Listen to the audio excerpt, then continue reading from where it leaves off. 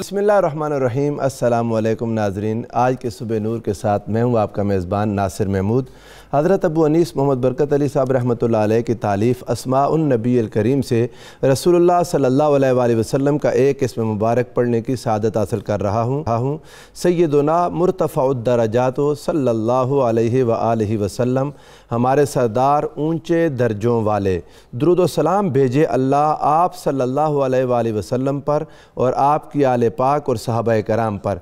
हज़रत इब्न मसूद रज़ियल्लाहु ताला अन्हु से है कि हुज़ूर नबी करीम सल्लल्लाहु अलैहि वसल्लम ने इरशाद फरमाया, रोज़े क़यामत सबसे पहले सैयदना इब्राहीम अलैहिस्सलाम को जन्नत के जोड़ों में से एक ख़ास जोड़ा पहनाया जाएगा, फिर वो अर्श मुअल्ला के सामने बैठ जाएंगे, फिर मुझे भी बुलाया जाएगा और जन्नत का ख़ास जोड़ा मुझे भी पहनाया जाएगा और मैं सैयदना इब्राहीम अलैहिस्सलाम की दाहिनी जानब एक ऐसे अज़ीम मकाम पर खड़ा हूँगा जिस पर मेरे सिवा कोई और नहीं खड़ा होगा। मुझ पर उस ख़ास मकाम की वजह से अगले और पिछले रश्क करेंगे।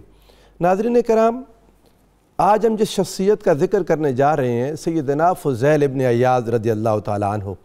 आपका ज़िक्र आते ही इंसान के जहन में जो जो चीज़ें आती हैं उनमें सबसे बड़ी चीज़ तौबा है। आप तौबा के दरवाज़े से गुज़रे, आपकी ज़िंदगी के अहवाल क्या थे वो तो कुछ आपको इस प्रोग्राम को सुनने के बाद पता चलेंगे, लेकिन जब तौबा की तो उसके बाद ताइबीन के सरदारों में से आ गए। और ये तौबा क्या है? इंसान का लौट कर जाना। तौबा का लफ्ज़ी माना लौट कर जाना ही है। इंसान वापस जाता है। कहाँ जाता है? अपने रब के पास, अपने रब के हुजूर। अपने गुनाहों की माफ़ी मांग के इंसान अपने घर में जाता है और वो रब करीम उसके गुनाहों को माफ़ करके उसको वो अज़मत अता करता है, वो रिफ़त अता करता है, वो बुलंदी अता करता है कि इंसान जिसका तसव्वुर नहीं कर सकता। ये तौबा क्या है? अपने रब की हुजूर वापसी है क्या? कि जब इंसान उस तरफ रुख करता है। आप इन लोगों को अगर देखें जिन्होंने तौबा की, इन लोगों के ज़रिए हमें फिर तौबा का शौक़ नसीब होगा। ये प्रोग्राम इसीलिए हम करते हैं ताकि इन लोगों को देखकर हम अपने राहों को दुरुस्त कर लें, हम अपने गुनाहों से तौबा कर लें, हम इन इनाम याफ्ता बंदों की राहों पर चलकर अपनी दुनिया और आखिरत को बेहतर कर सकें। अगर कभी किसी ने गौर करना हो तो देखे वो 3 सहाबा जिनका ज़िक्र खुदा ने कुरान करीम में किया सूरह तौबा में, वअलस्सलासतिल्लज़ीना खुल्लिफ़ू, 3 लोग थे पीछे रह गए ग़ज़वा तबूक में। उन्होंने तौबा की तो अल्लाह करीम ने उन्हें क्या मकाम अता किया। सैयदना अबू लुबाबा रज़ियल्लाहु ताला अन्हु इसी तौबा के दरवाज़े से गुज़रे।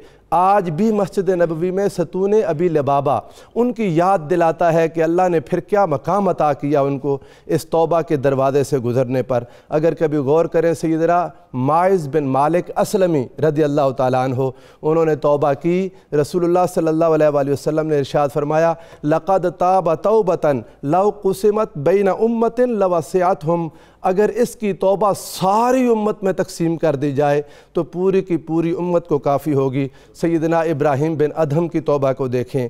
एक शख्स कब्रिस्तान में गुनाहों में मस्त और दुनिया की मोहब्बत में मस्त कुछ अशार सुनता है दुनिया की बेवफाई पर, इस तौबा के दरवाज़े से गुज़रता है तो दाऊद अत्ताई बन जाता है। एक शख्स जो सूद पर कर्ज़ देता है और लोगों पर सख्ती करता है, अल्लाह की तरफ से उसे बुलावा आता है, खौफ अल्लाह का दिल में घर करता है, तौबा के दरवाज़े से गुज़रता है तो हबीब अजमी रज़ियल्लाहु ताला अन्हु बनता है। एक शख्स जो दुनिया की मोहब्बत में और एक आर्जी मोहब्बत में, एक मजाजी मोहब्बत में सारी रात गुम रहा, सहरी की अज़ान ने दिल की दुनिया बदल डाली, इसी तौबा के दरवाज़े से गुज़रा तो अब्दुल्ला बिन मुबारक बना। अगर आप गौर करें, हज़रत बिशर हाफ़ी बिस्मिल्लाह का अदब किया, अल्लाह ने इसी तौबा के दरवाज़े से गुज़ार कर उन्हें इस मकाम पर पहुँचाया कि आपके होते हुए आपके शहर में कोई जानवर अपना गंदगी नहीं फैलाता था कि बिशर हाफ़ी नंगे पाँव ज़मीन पर चलते हैं। हाज़रीन मोहतरम, हम हर नमाज में दुआ करते हैं, इहदिना सिरातल मुस्तकीम, मौला करीम हमें सीधी राह दिखा। वो सीधी राह इन्हीं इनाम याफ्ता बंदों की राह है और इन इनाम याफ्ता बंदों की ज़िंदगियों के अहवाल, इनके तज़किरे दिलों को नरम करते हैं। कोई भी शख्स जो लौट कर गया अपने रब के पास, जिसने तौबा की, एक मिसाल दुनिया में ऐसी नहीं है कि उसे मायूसी मिली हो। अल्लाह ने हर एक को अज़मत दी, ہر ایک کو درجات دیے اور ہر ایک کو اپنی رحمتوں اور اپنی محبتوں سے نوازا۔ ایسی ہی ایک شخصیت سیدنا فضیل بن عیاض رضی اللہ تعالیٰ عنہ ہیں۔ آج ان پر گفتگو کرنے کے لیے میرے ساتھ پینل موجود ہے بہت بڑے ایک یونیورسٹی کے اپنے شعبہ کے صدر نشین جناب پروفیسر ڈاکٹر معین نظامی صاحب، موسٹ ویلکم، آپ کو خوش آمدید کہتا ہوں۔ اس کے بعد ڈاکٹر شبیر احمد جامی صاحب تصوف پر اتھارٹی ہیں، کئی کتب کے مصنف، میرے استاد گرامی، آپ کو خوش آمدید کہتا ہوں۔ اس کے بعد ہمارے ساتھ علامہ بدر الزمان قادری صاحب، ایک معروف عالم دین اور درد دل رکھنے والے، آج کی اس محفل میں ہمارے ساتھ گفتگو میں شریک ہوں گے۔ میں سب سے پہلے تعارف سیدنا فضیل ابن عیاض کا وہ میں گزارش کروں گا پروفیسر ڈاکٹر معین نظامی صاحب سے کہ آپ ہمارے ناظرین کو بتائیں کیا تھے اور کیا بن گئے۔ بہت شکریہ۔ حضرت فضیل ابن عیاض جیسا کہ آپ بیان فرما رہے تھے تائبین کے سردار ہیں، اور ہم گناہگاروں کے لیے ایک پناہ گاہ کی حیثیت رکھتا ہے ان کا نام، اور ہماری امیدیں اور آرزویں ہیں کہ ہم بھی اگر ان کے راستے پر ہوں تو یقیناً اللہ تعالیٰ کی رحمت ہمیں اپنے آغوش میں لے لے گی، اپنے سایہ رحمت میں لے لے گی۔ آپ کا خاندان عرب خاندان ہے، بہت معروف قبیلہ ہے بنو تمیم۔ آپ کے آباء و اجداد وہاں سے خراسان میں منتقل ہو گئے۔ مرو ایک جگہ ہے اور سمرقند ایک اور الگ جگہ ہے۔ بعض روایتوں میں ہے کہ آپ کی ولادت مرو میں ہوئی، بعض میں روایت ہے کہ سمرقند میں ولادت ہوئی۔ مرو آج کل ترکمانستان میں ہے۔ آپ نے تو یہ وزٹ بھی کی ہوں گی؟ جی، میں ابھی تک تو نہیں حاضر ہو سکا، انشاءاللہ۔ جی ہاں، مرو کی اپنی ایک علمی اور ادبی حیثیت ہو گئی تھی۔ بہت سارے خاندان جب عرب سے وہاں ہجرت کر کے گئے، مقامی لوگ، ایک بہت مشہور شاعر ہیں عمارہ مروزی، وہ اسی مرو کے تھے۔ حضرت ابو سعید ابو الخیر ان سے بے حد متاثر تھے۔ ماشاءاللہ۔ ایک اور شہر ہے جس کا بہت اہمیت رکھتا ہے حضرت خواجہ فضیل کی زندگی میں، اس کا نام ہے ابی ورد۔ ابی ورد اور نساء اور مرو یہ سارے قریب قریب ہیں۔ نساء وہی ہیں جہاں کے امام نسائی رحمۃ اللہ علیہ ہیں۔ بعض روایات میں ہے کہ آپ کی ولادت ہوئی 101 ہجری میں، اور کچھ راویوں نے لکھا ہے کہ 105 ہجری، یعنی انہوں نے صحابہ اور تابعین کا زمانہ ہے۔ جی ہاں، رسول اللہ صلی اللہ علیہ وسلم کے متصل ترین زمانوں میں سے جو ایک اہم زمانہ ہے تابعین کا زمانہ یقیناً۔ اور آپ کا وصال ہوا ہے 187 ہجری میں مکہ مکرمہ میں۔ بہت تن و من تھے ماشاءاللہ، بہت اچھی کثرت کرتے تھے، پہلوانی کرتے تھے، اور اس زمانے میں ایک خاص تحریک تھی جس کو فتوت کی تحریک کہا جاتا ہے۔ اس کے لوگ جیسے آج ہم کہیں کہ ڈاکو یا لٹیرے ہیں، ان معروف معنوں میں ڈاکو لٹیرے نہیں تھے، بس وہ ہمارے ہاں بھی بہت سارے ایسے ڈاکو لٹیرے ہوئے ہیں جو امیروں سے مال لے کے، وہ سمجھتے ہیں کہ امیروں نے غریبوں کا حق غصب کر رکھا ہے تو ان سے مال لیتے ہیں اور غریبوں میں تقسیم کر دیتے ہیں، اور ان میں بہت مقبولیت ہے۔ اس نوعیت کی آپ کی ابتدائی زندگی ہے، لیکن عجیب و غریب بات یہ ہے ناصر صاحب کہ ایک طرف زندگی کا یہ رنگ ہے اور دوسری طرف یہ ہے کہ نہ صرف نماز روزے کی پابندی ہے بلکہ نوافل اور نفلی روزے بہت کثرت سے رکھتے تھے اس وقت بھی ماشاءاللہ، یعنی دل میں کوئی ایک محبت کی اور دین سے وابستگی کی چنگاری موجود تھی۔ پھر آگے مزید بات کرتے ہیں تو جی بسم اللہ۔ جناب میں گزارش کروں گا شبیر احمد جامی صاحب، ان کے احوال میں آپ کے پیر و مرشد خواجہ عبد الواحد بن زید رضی اللہ تعالیٰ عنہ، امام ذہبی نے ان کو شیخ العباد قرار دیا۔ یہ کیا ہوتا ہے جب کوئی آپ ان صالحین کے پاس، ان شیوخ کے پاس بیٹھتے ہیں، زندگی کو کس طرح نیا موڑ دے دیتے ہیں اور کس طرح نیا رنگ دے دیتے ہیں؟ بنیادی طور پر ناصر صاحب اصول یہ ہے کہ اللہ تعالیٰ نے بندوں کو دو صلاحیتیں دے کر دی ہے۔ جی الست بربکم قالوا بلا کا تو الوہی وعدہ سب کو دے کر بھیجا ہے۔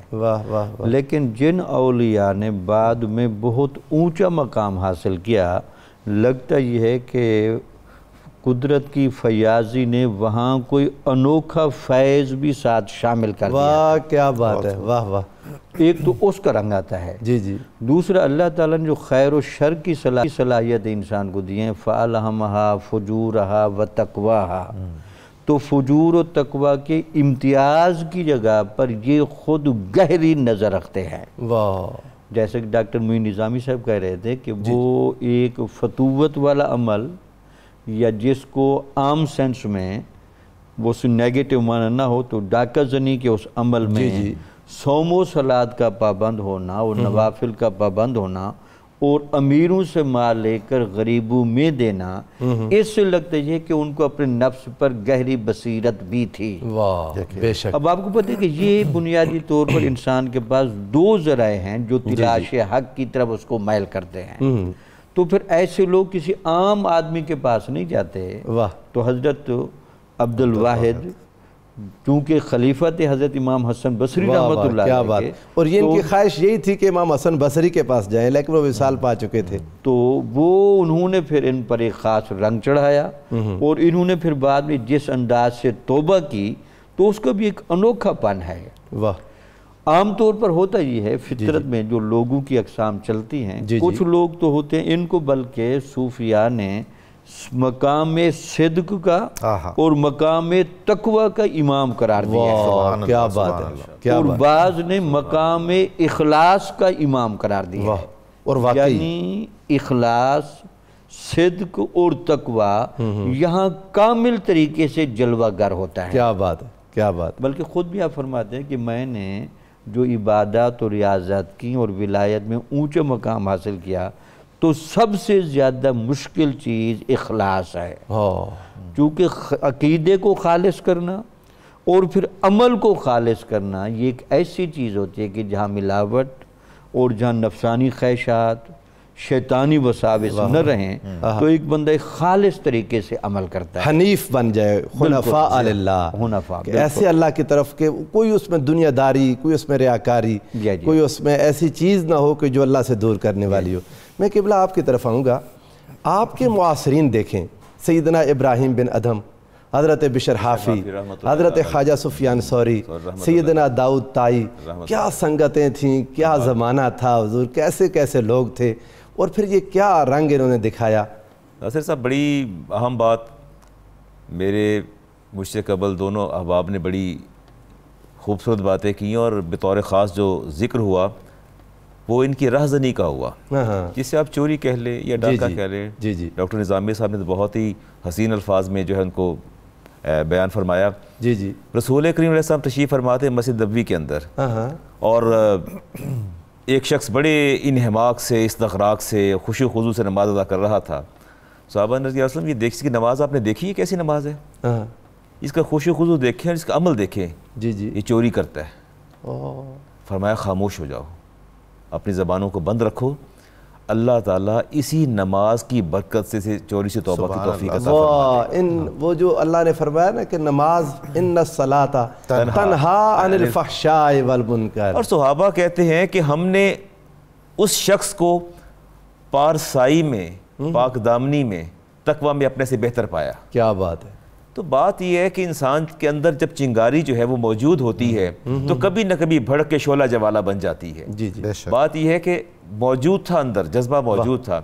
دوسری بات جو کرنا چاہتا ہوں، اس وقت جو ہمارے گرد و نواح کا ماحول ہے اس میں ایک مس پرسیپشن جو ہے وہ پریویل کر رہی ہے کہ اولیاء اللہ نے ایک پیرلل دین دیا، متوازی دین دیا، اور یہ طریقت اور یہ چیزیں، یہ جو کچھ ہے تصوف جو ہے ایک متوازی دین ہے، ایسا ہرگز نہیں۔ اور آہستہ آہستہ لوگوں کی سوچ اور فکر میں، جو کہ میرا تعلق اس طبقے سے ہے اور میں دیکھ رہا ہوں بڑے قریب ہو کے، کہ لوگ ڈی ٹریک ہوتے چلے جا رہے ہیں کہ جی اولیاء کی کیا ضرورت ہے، اور دین ہی کافی ہے، قرآن ہی کافی ہے، حدیث ہی کافی ہے۔ میں یہاں رسالت امام علیہ السلام کی 2-3 احادیث جو ہیں انتہائی اختصار کے ساتھ آپ کے سامنے پیش کروں گا۔ امام احمد بن حنبل نے اس حدیث کو نقل کیا اور امام طبرانی نے بھی نقل کیا۔ عمر بن جموع فرماتے ہیں کہ رسالت امام علیہ السلام نے ارشاد فرمایا کہ انسان اسی وقت حقیقت ایمان کو پا سکتا ہے جب اس کی رضا اور ناراضگی کا مرکز و محور ذات الہی بن جائے، اسی وقت اس حقیقت کو پا سکتا ہے، وگرنہ ایمان کی حقیقت نہیں پا سکتا۔ فرمایا، اور اللہ تعالیٰ فرماتے ہیں، حدیث قدسی ہے، وَإِنَّ أَحِبَّائِي وَأَوْلِيَائِي، اور میرے دوست اور اولیاء وہ ہیں محبت کرنے والے، الَّذِينَ يُذْكُرُونَ بِذِكْرِي، جب ان کا ذکر کیا جائے تو میں یاد آ جاؤں، اور میرا ذکر کیا جائے تو وہ یاد آ جائے۔ بڑی زبردست بات کی۔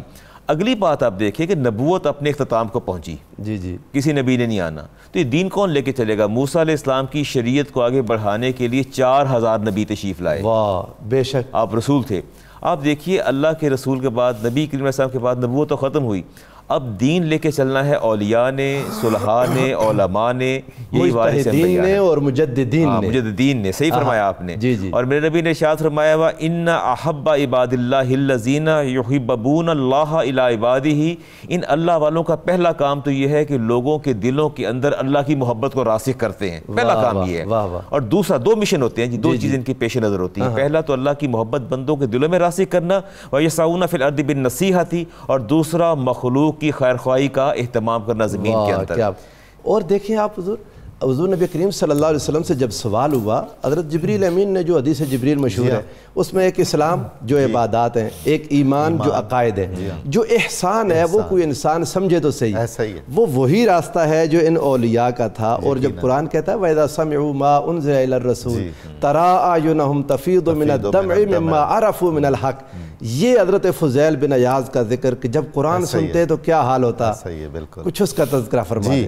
آپ کوفہ تشریف لے آئے اور وہاں استفادہ کیا، آپ نے جن ہستیوں سے فیض پایا ہے وہ بھی کمال ہستیاں ہیں۔ حضرت امام جعفر صادق ہیں، واہ، یعنی امام شریعت و طریقت ہیں، خانوادہ رسول کے جن میں شریعت و طریقت اکٹھی ہے، اور حضرت امام ابو حنیفہ ہیں رضی اللہ تعالیٰ عنہ، وہ ہستی ہیں جنہیں داتا صاحب جیسے بزرگ اپنا آئیڈیل جانتے ہیں اور اپنے محبوب شخصیتوں میں شمار کرتے ہیں۔ اور پھر وہ زمانہ بھی وہی ہے جہاں تابعین موجود ہیں جنہوں نے براہ راست صحابہ سے فیض حاصل کیا ہے، اور نسبت رسول صلی اللہ علیہ وآلہ وسلم میں صرف صحابہ کے بعد ان کا درجہ آتا ہے۔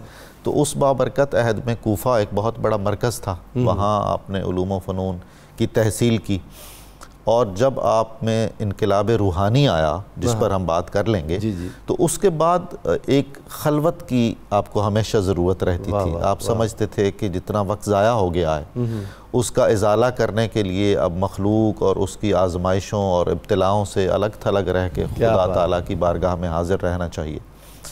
وہ جو عہد ہے جب ابھی ہم رسمی توبہ یا اس کے اعلان سے پہلے کا زمانہ ہے حضرت کا، تو پوری سلطنت اسلامی میں حضرت فضائل کے نام سے خوف کھایا جاتا تھا، ڈرتے تھے لوگ، اور قافلے چلتے ہوئے پہلے یہ معلوم کرتے تھے کہ اس رستے کے آس پاس کہیں فضائل یا ان کے ساتھیوں کا تو کوئی گزر نہیں ہے۔ آپ دیکھیے کہ ایک آدمی جو راہزنی میں مشہور ہے، پھر اللہ تعالیٰ نے اسے قلوب کا راہزن بنا دیا ہے، یعنی اس نے نا عشق کے میدان میں جو کارہائے نمایاں انجام دیے، آج ہم اسی سلسلے میں انہیں یاد بھی کر رہے ہیں۔ بے شک بے شک۔ تو آپ فرماتے تھے کہ مجھے الجھن تو ہوتی تھی جب کبھی کبھی میں قافلوں سے یہ سنتا تھا، بہت سارے قافلوں سے، کہ ادھر سے دھیان رکھنا، بچ کے رہنا، کہیں فضائل نہ آ جائے۔ اچھا، مائیں اس زمانے میں بچوں کو خوف زدہ کرنے کے لیے ڈرایا کرتی تھیں کہ چپ کر جاؤ نہیں تو فضائل آ جائے گا، اور یہ بغداد تک جو خلافت عباسی کا مرکز تھا وہاں تک یہ آپ کے نام کا اس حیثیت میں تھا، اور کہ جی فضائل فضائل فضائل، ایک دہشت اور خوف کی کیفیت ہوتی تھی۔ عجیب بات یہ ہے کہ یہ جس کو ہم راہزن کا کہہ رہے ہیں، اور جو اس راہزنی کے زمانے میں بھی نمازیں اور نوافل ادا کرتا ہے، وہ جس کسی کا بھی مال لیتے تھے درج کر لیتے تھے، ایک دفتر رجسٹر بنایا ہوا تھا، بھئی کھاتا، اس میں اندراج کر لیتے تھے، اور جو ان کے ساتھی لوٹ مار کرتے تھے ان کو بھی انہوں نے حکم دے رکھا ہوا تھا کہ آپ نے جس سے جو مال لینا ہے وہ واپس آ کے مجھے لکھوانا ہے۔ اس سلسلے میں بہت ایک دلچسپ واقعہ بھی بیان کیا جاتا ہے کہ قافلہ جا رہا تھا، اس میں سے ایک آدمی کے پاس 1000 دینار کی تھیلی تھی۔ اچھا، اسے اب معلوم ہو گیا کہ فضائل اور ان کا وہ موجود ہے تو یہ تو مال میرا چھن جائے گا۔ وہ تھیلی لے کے الگ ہو گیا، اور اس نے دیکھا کہ وہ محو عبادت ایک عابد و زاہد ہے، اس کے پاس اس نے تھیلی رکھوائی امانتاً، وہ حضرت فضائلی تھے۔ اور جب لوٹ مار کے بعد وہ واپس آیا امانت لینے تو اس نے دیکھا کہ سارے ڈاکو وہی کر رہے ہیں، ان کے مال تقسیم کر رہے ہیں، وہ بزرگ ان کے درمیان بیٹھے، وہ بزرگ درمیان بیٹھے اور سردار ہیں، تقسیم کر رہے ہیں۔ تو بہرحال حضرت فضائل نے وہ تھیلی اس کو واپس کی، بلکہ فرمایا جب اپنے وہ مسلح کے نیچے سے اٹھا لو، میں نے ہاتھ بھی نہیں لگایا۔ اور ساتھیوں نے اعتراض کیا کہ 1000 دینار آپ واپس کر رہے ہیں، تو انہوں نے کہا اس آدمی نے مجھ سے نیک گمان رکھا تھا، ایک نیک گمان میرا بھی ذات خداوندی سے ہے، میں نے اس کا گمان پورا کیا ہے، اس امید پر کہ خداوند تعالی میرا گمان نیک بھی اپنی ذات بابرکات کے بارے میں پورا کرے گا۔ واہ واہ سبحان اللہ، کیا بات ہے جی۔ ڈاکٹر صاحب قبلہ، میں ان کے احوال پڑھے انسان واقعی حیران رہ جاتا ہے، پریشان رہ جاتا ہے۔ قافلہ گزرنے لگا تو کسی نے کہا راستے میں فضیل ہے، ساتھ لے لو، مال بہت ہے تو گارڈ ساتھ لے لو۔ اس بندے نے کہا وہ قرآن سنتا ہے، ڈاکہ مارتا ہے راہزنی، لیکن قرآن سنے تو رو پڑتا ہے، تو میں اپنے ساتھ قاری رکھوں گا۔ اور قاری قرآن پڑھتا جاتا تھا، حضرت فضیل بن عیاض کے قریب سے گزرا تو وہ قرآن کی آیت پڑھی، الم یأن للذین آمنوا ان تخشع قلوبہم لذکر اللہ وما نزل من الحق۔ جب یہ آیت پڑھی آپ کا دل نرم پڑ گیا۔ یہ قرآن سن کے روتے بہت تھے، یہ کیفیت کیسے آتی ہے؟ بنیادی صاحب وجہ یہ تھی کہ جیسے بنیادی چنگاری تو ان کے اندر پہلے تھی، اور پھر وہ سوچتے رہتے تھے کہ میں اس راہ سے نکلوں کیسے۔ جب بندہ جو اللہ نے آپشن انسان کو دی ہے اختیار، اس میں اگر خود رکا رہے تو اللہ تعالیٰ اس کو رکنے دیتا ہے، لیکن اگر وہ خود آگے بڑھے تو اللہ تعالیٰ کی رحمت بڑھ کر تھام لیتے ہیں۔ وہ جو قرآن میں کہا نولہ ما تولا، جدھر جاتا ہے پھر آگے بڑھا دیتے ہیں، پھر آگے اللہ تعالیٰ بڑھاتا ہے۔ تو چونکہ یہ جو لا یمسہ الا المطہرون ہے نا، کیا بات، کہ قرآن کا ظاہر تو آپ بے وضو نہیں چھو سکتے، لیکن قرآن کا باطن آپ کو باطنی طہارت سے ملے گا۔ اب چونکہ ان کے اندر باطنی طہارت بھی کافی تھی اور اسی راہ پر چل پڑے تھے اور تائب بھی ہو گئے تھے جیسے آپ نے دیکھا، تو پھر جب اگر وقت دیں تو آپ کی اجازت سے 2-3 کالرز کو لے لیں، آپ کی بات جاری رہے گی۔ جی بسم اللہ۔ محفوظ الحق صاحب، السلام علیکم ورحمۃ اللہ وبرکاتہ۔ جی وعلیکم السلام ورحمۃ اللہ، جناب سوال فرمائیں۔ محمد محفوظ الحق نوری عرض کر رہا ہوں دیپال پور سے۔ ماشاءاللہ جناب۔ عرض یہ کرنا تھا کہ حضرت سیدنا فضیل بن عیاض رضی اللہ تعالیٰ عنہ یہ سبع تابعین میں شامل ہیں، تو کیا ائمہ محدثین نے ان سے کچھ مرویات روایات کی آقا علیہ السلام؟ جی جناب بالکل، ابھی پتہ کرتے ہیں جناب، بے شک ابھی پتہ کرتے ہیں۔ جی فیاض خان صاحب آپ فرمائیں۔ جی السلام علیکم۔ وعلیکم السلام ورحمۃ اللہ۔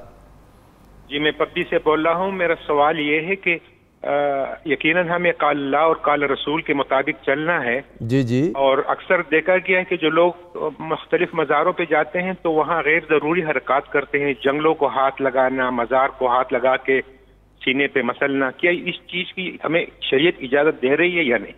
ابھی پتہ کرتے ہیں جناب۔ نیکسٹ جناب ڈاکٹر حبیب شاہ صاحب۔ جی ڈاکٹر حبیب شاہ سرگودہ جاوریاں سے۔ جی ماشاءاللہ جناب۔ میرا سوال پروفیسر صاحب یہ تھا کہ ہم مثلا اپنے لیے تو استغفار پڑھتے ہیں، جی ہم اپنی اولاد کی طرف سے استغفار کر سکتے ہیں، امت محمد صلی اللہ علیہ وسلم کی طرف سے ہم نیت کر کے استغفار پڑھ سکتے ہیں؟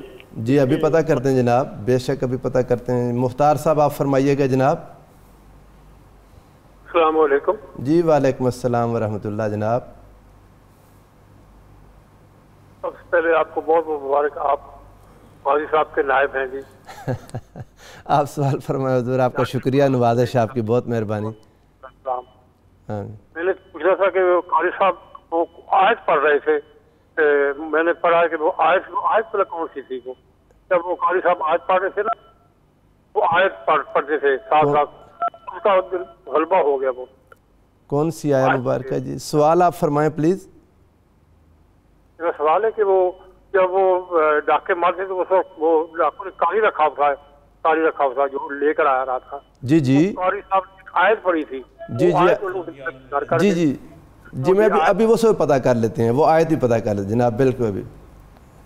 ابھی ناظرین کرام درود پاک کے لیے ایک مختصر وقفہ درود پاک سنیں، اپنے دلوں کو ایمان کی علاوت سے مزین کریں، واپس آتے ہیں، ہمارے ساتھ رہیے گا۔ ناظرین و سامعین، اس سے پہلے جی جلدی ذرا سوالوں کے جوابات لے لیں۔ انہوں نے سوال کیا کہ تب وہ تابعین میں سے تھے، تو اس وقت ظاہر حدیث پاک کا اور اس کی روایت کا روایت تھا، تو آپ سے روایات ہیں؟ جی آپ کو حضرت خواجہ فضیل ابن عیاض کو اور آپ کے شیخ کو اور آپ کے خلفاء میں سے اور ساتھیوں میں سے بہت سے لوگوں کو، بہت ثقہ اور معتبر راوی ہیں یہ ماشاءاللہ، اور حدیث کی کتابوں میں ان سے روایتیں موجود ہیں۔ مطلب یہ سارے لوگ محدث بھی تھے، محدث بھی تھے، یعنی بہت بڑے محدث تصوف تھے، کے ساتھ ساتھ محدث تھے، اور ان کا ایک نام ہے حسن بصری، جی سبحان اللہ، کیا بات ہے. ابھی وہ زمانہ نہیں آیا تھا معاذ اللہ جب صوفیاء کو یہ تانا دیا جاتا تھا کہ انہیں علم حدیث نہیں آتا ہے، حدیث میں احتیاط نہیں کرتے ہیں، اور پھر ایک انتہا تو بعد میں یہ ہو گئی تھی کہ نعوذ باللہ یہ حدیثیں گھڑتے ہیں. استغفر اللہ. ہاں صحیح بات ہے، بالکل خوبصورت بات کی. سر میں آپ کی طرف آنا چاہوں گا ڈاکٹر شبیر احمد جامی صاحب. مزاروں پر غیر ضروری حرکات، خیر میں انہوں نے جو سوال میں غیر ضروری بتائیں وہ تو مجھے اتنی غیر ضروری نہیں لگی، لیکن کچھ لوگ کرتے بھی ہیں. اس پر جو وسط راستہ ہے درمیانہ وہ ذرا شریعت کا. بنیادی طور پر پہلی بات تو یہ سمجھنی چاہیے کہ یہ جو عمل صالح ہے نا، یہ بنیادی طور پر ایک نور اور برکت کا باعث بنتا ہے. جی یعنی عمل صالح کرنے والے کو سب سے پہلے تو خود برکت ملتی ہے. واہ. پھر وہ جس جگہ بیٹھتا ہے وہاں برکت ہوتی ہے. ماشاءاللہ. جس زمانے میں ہوتا ہے اس زمانے کو برکت ملتی ہے، اس فضا کو برکت ملتی ہے. یہی وجہ تھی نا کہ حضور نبی اکرم صلی اللہ علیہ وسلم نے اپنے زمانے کو اور بعد میں جو آپ کے قریب در زمانے تھے ان کو خیر القرون اس لیے فرمایا کیونکہ اس وقت آپ خود ان میں موجود تھے. واہ ماشاءاللہ. تو اس وجہ سے یہ جو عبادت ہے اور عمل صالح ہے تو لا محالہ جی جس نے عمل صالح کیے اور عمل صالح کرنے کے بعد وہ جسم جہاں بھی رکھا جائے گا وہ اپنے ساتھ فیوز و برکات رحمتیں ضرور سمیٹ کر آئے گا. لیکن وہ جو پوچھ رہے ہیں وہاں جو لوگ غلط حرکات کرتے ہیں تو وہ جب رحمتیں اور برکتیں لاتا ہے تو جہاں تک تعلق ہے چومنے کا، ہاتھ لگانے کا، تو اس میں بھی برکت کا باعث ہے. اس کو ہمارے علماء نے سجدہ نہ کرے، طواف نہ کرے. سجدہ کرنا منع ہے، طواف کرنا منع ہے. غیر شرعی حرکات کی وہاں اجازت نہیں ہے، لیکن وہاں جا کر ان کا وسیلہ مانگتے ہوئے اللہ کی بارگاہ میں دعا کرنا اور اس جگہ پر جا کر بیٹھنا اور فیض لینا، وہ تو کیا اتفاق. فاضل بریلوی رحمۃ اللہ علیہ نے لکھا کہ اگر کوئی تعظیماً سجدہ کرے گا، تعظیم بندہ سمجھ کے یہ حرام ہے، اور عبادت کی نیت سے کرے گا وہ تو شرک ہو جائے گا، انسان اسلام سے نکل جائے گا. قبلہ آپ فرمائیے گا امت اور اولاد کے لیے استغفار ان کی طرف سے. رسول کریم علیہ السلام سے آپ نے سوال فرمایا صحابہ سے. صحابہ تو میں آج ایک ایسی دعا نہ بتا دوں جو اللہ تعالیٰ کو سب سے زیادہ پسند ہے. ہاں سبحان اللہ. کہ ایسی دعا نہ بتا دوں تم جتنی دعائیں مانگتی اور قیامت تک میری امت مانگتی رہے گی ان میں سب سے زیادہ پسندیدہ دعا کون سی ہے؟ عرض کیا ضرور فرمائیے. فرمایا میرے رب کو سب سے زیادہ دعا یہ پسند ہے اللہم اغفر لکل امتی محمد، یا اللہ میرے نبی کی ساری امت کو معاف فرما دے. اس میں بڑا لطیف پہلو موجود ہے. میرے کریم آقا علیہ السلام نے ارشاد فرمایا کہ آپ قبرستان میں جائیں، سب کے لیے دعائیں مغفرت کریں، جتنے وہاں موجود ہیں میت مردے موجود ہیں وہ سارے جواباً آپ کے لیے دعا کریں گے. میں اسی سے استنباط کرتا ہوں کہ جب آپ پوری امت مصطفیٰ علیہ السلام کی دعا کریں گے وہ یقیناً ان کی دعائیں آپ کے حق میں قبول ہو جائیں گی. اچھا پھر حضور ایک اور پہلو، اتنے زیادہ لوگوں جب پوری امت کے لیے دعا کرے گا ان سب لوگوں کے ساتھ نیکی کرنے کا بھی اجر مل جائے گا، وہ بھی ملے گا. دعا کا ثواب ہے اور دوسرا امت کے ساتھ نیکی کا ثواب مل جائے گا. اور میں نے تو ایک حدیث پاک جہاں تک پڑھی قبلہ آپ کی اجازت سے عرض کرتا ہوں کہ قیامت کے دن جب لوگ آئیں گے تو ان کے پاس نیکیوں کے ایسے پہاڑ ہوں گے جو انہوں نے کی نہیں ہوں گی. وہ بندہ پوچھے گا مولا کریم یہ نیکیاں کہاں سے آ گئیں؟ تو اللہ فرمائے گا بسبب الاستغفار المؤمنین لہم، کہ جو مومنین استغفار کرتے رہے تھے اس سبب سے یہ ان کو نیکیاں مل گئی. سبحان اللہ. اور وہ جو ایک مختار صاحب نے پوچھا آیت مبارکہ راستے میں، وہ الم یأن للذین آمنوا ان تخشع قلوبہم لذکر اللہ وما نزل من الحق، پوری آیت مبارکہ پڑھ لیں. یہی آیت مبارکہ تھی کہ آپ کا دل بدل گیا. ہم آتے ہیں ادھر گفتگو کی طرف کہ جب یہ توبہ تائب ہو گئے اس کے بعد قائم اللیل صائم الدہر ہمیشہ کے لیے جب آپ کے پاس ہارون الرشید آیا اور اس نے کچھ نصیحتیں پوچھیں کہ میرے لیے نصیحت کریں، وہ بڑا ہی معنی افروز واقعہ اگر آپ اس کو جی وہ بہت طویل واقعہ ہے اور بہت سبق آموز ہے اور بہت ہی معنی خیز. بادشاہوں کے ساتھ اولیاء کریں کیا، بالکل، اور دنیا سے کیسے دور رہیں. جی حضرت فضیل کی شخصیت اپنے توبہ کے بعد ایسی مشہور و معروف ہو گئی تھی پورے جہان اسلامی میں، اور مکہ میں چونکہ آپ کا قیام تھا تو حج کے جو قافلے آتے تھے وہ وہاں صالحین سے ملاقاتیں بھی کیا کرتے تھے. یہی خواہش ہارون الرشید کی بھی تھی. ہارون الرشید میں بہرحال بہت سارے مسائل کے باوجود ایک خوبی کی بات یہ تھی کہ اس کا دل کا نیکی کی طرف اور نیک لوگوں کی طرف میلان تھا. اور وہ بہت خواہش کر کے اپنے وزراء سے ایسے لوگوں کے پاس حاضر ہوتا تھا. تو وہ کئی بزرگوں سے مل چکنے کے بعد وہ حضرت فضیل کی خدمت میں جب حاضر ہوا، فضل برمکی جو اس کے وزیر تھے اس کی معیت میں، جی تو حضرت فضیل نے چراغ روشن تھا تو آپ نے خلیفہ کو دیکھنے سے پہلے چراغ بجھا دیا، اس لیے کہ میں ایک دنیا دار کا جو اگرچہ رسول اللہ صلی اللہ علیہ وسلم کے چچا کی اولاد میں سے ہیں، باوجود اس کے لیکن ہے تو حاکم، ہے تو حاکم، اور کئی ان کے مسائل بھی ہیں، تو میں ان کا چہرہ نہ دیکھوں تو میرے لیے بہتر ہے. اس میں حضور والا یہ بہت ہی بڑا سبق ہے ہم سب کے لیے کہ جو صوفی باصفا ہے اس کی ترجیح میں نہیں ہوتا کسی جاہ و منصب کا حصول، اس کی بنیادی ترجیح کبھی نہیں ہوتا ہے کہ وہ صاحبان اقتدار کا حاشیہ بردار ہو، اس کی ایک اپنی حیثیت ہے. اگر وہ ان کا حاشیہ بردار بن جائے گا تو انہیں حرف حق نہیں کہہ سکے گا، پھر وہاں سے ہٹ جائے گا نا جہاں پر وہ ہے. ایگزیکٹلی. تو اپنی جگہ پر قائم رہنا جیسا کہ ہمارے مشائخ کا دستور تھا، اور کلمہ حق کہنا، وہ ان کی دوستی تو احکم الحاکمین کے سے بے شک و شبہ، اور محض خدا کے لیے اور خدا کے رسول کے لیے ہوتی ہے. تو یہی وہ طرز عمل تھا جس کی بنیاد پر انہوں نے پھر ہارون سے جو باتیں کیں.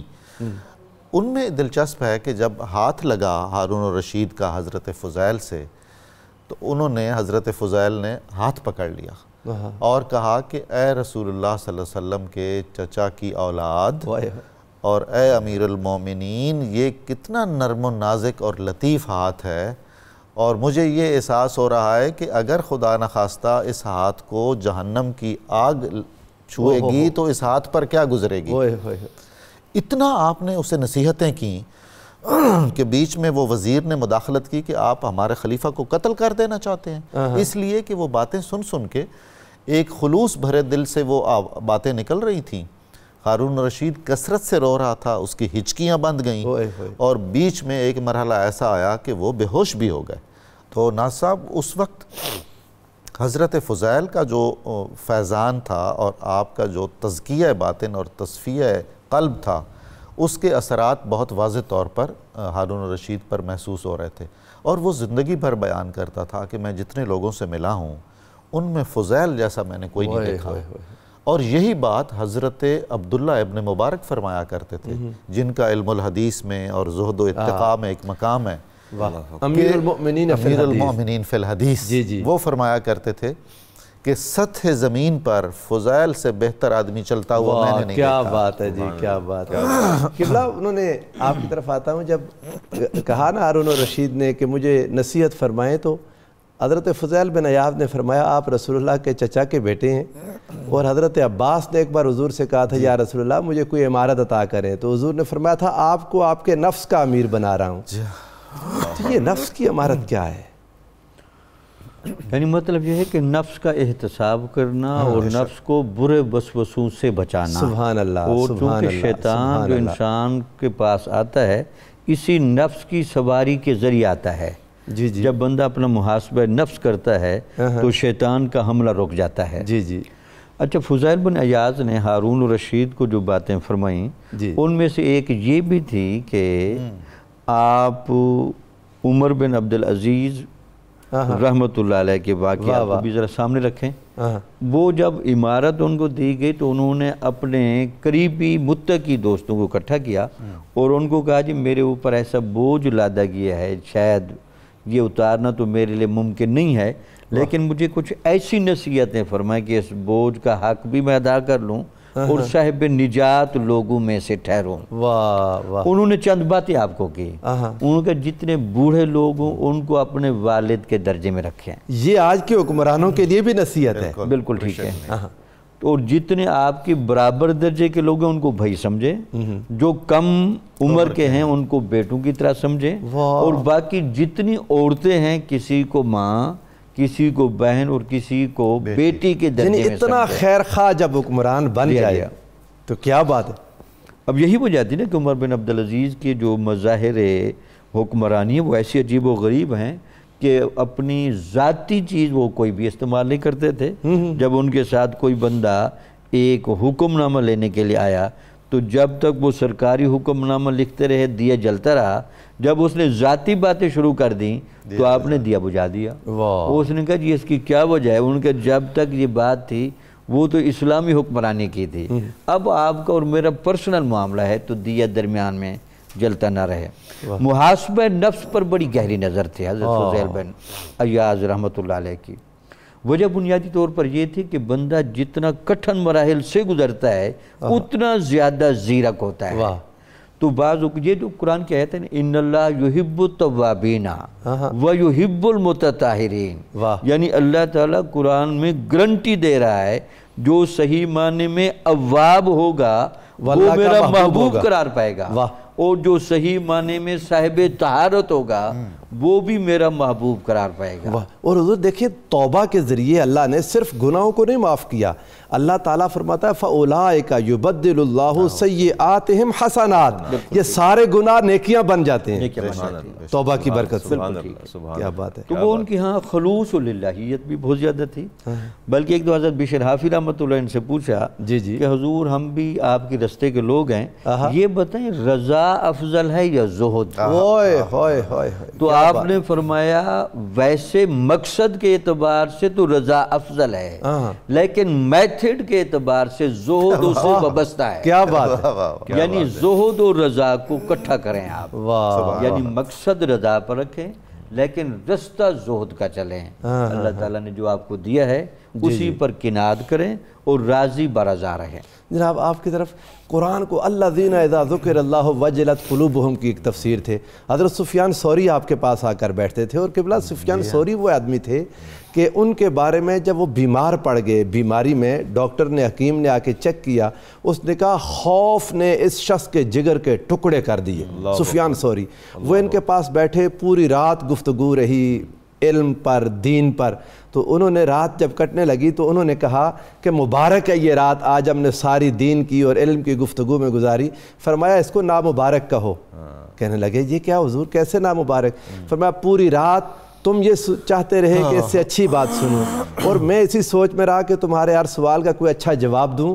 کیا یہ اچھا ہوتا؟ تنہائی ہوتی، بکا ہوتا، گریہ ہوتی، مناجات ہوتی، لذت شوق ہوتی۔ سبحان اللہ۔ وَلِمَنْ خَافَ مَقَامَ رَبِّهِ جَنَّتَانِ، میرے نبی میرے رب نے ارشاد فرمایا کہ جو میرے سامنے کھڑا ہونے سے ڈر گیا اس کو ایک نہیں دو جنت عطا فرماؤں۔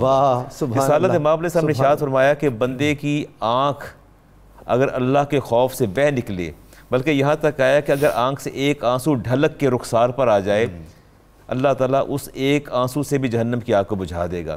یہاں میں ایک بڑی اہم بات کرنا چاہتا ہوں آپ کی اجازت سے۔ جی بسم اللہ۔ فضیل بن عیاض فرماتے ہیں کہ جب میرے خچر کی عادت بگڑتی ہے تو میں سمجھ جاتا ہوں کہ میری کہیں نہ کہیں کوتاہی ہے یا مجھ سے گناہ یا غلطی ہوئی ہے۔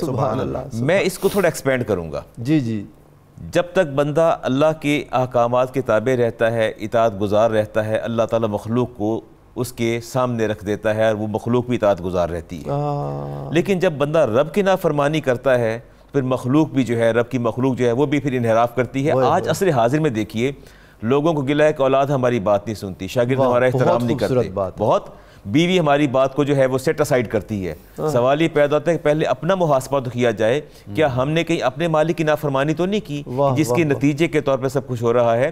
اور آپ فرماتے ہیں کہ مجھے اپنے خچر کی عادت کے بگڑنے سے اندازہ ہوتا ہے کہیں نہ کہیں گناہ یا غلطی ہو گئی، تو کیا ہمیں اپنا احتساب اکاؤنٹیبلٹی نہیں کرنی چاہیے کہ ہم سے غلطی تو نہیں؟